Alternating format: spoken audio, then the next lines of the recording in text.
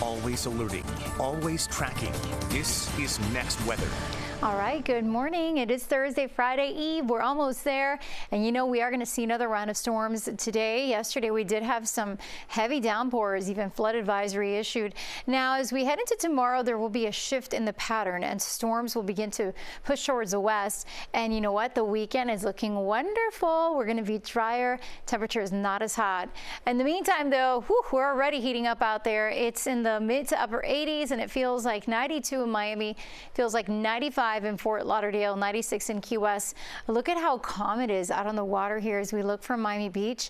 The Atlantic Ocean right now looking very inviting, especially with how warm and muggy it is already. Currently, our actual air temperatures in the low to mid 80s, some upper 80s in spots, and the wind is just basically calm in Broward and Day. That's why it's so quiet out there. And you know what? At least that's good for boaters and beachgoers. We're dry for now. Highs will climb to the low 90s today, and it will feel like the upper 90s and the hundreds.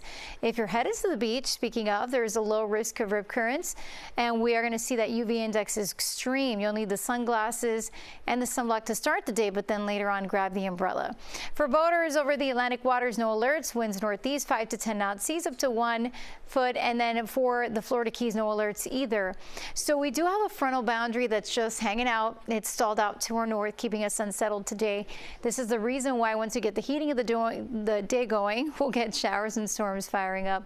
And then tomorrow, as that east breeze strengthens, it will allow for those storms to be steered towards the inland areas and the west coast. And then the weekend, we do have a front moving through, high pressure building in, providing for breezy and relatively drier conditions. At least it will not be as hot, not as humid. And in terms of the rain chances for any plans you may have, just some isolated showers here or there.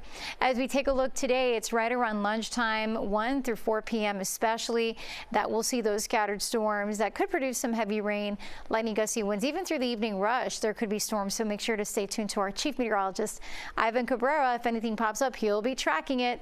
And then tomorrow morning, quiet, but the storms do push towards the Gulf Coast.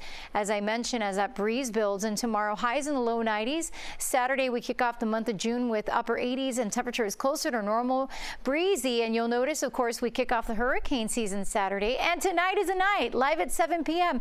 Tune in for our Hurricane 2024 special. What's next?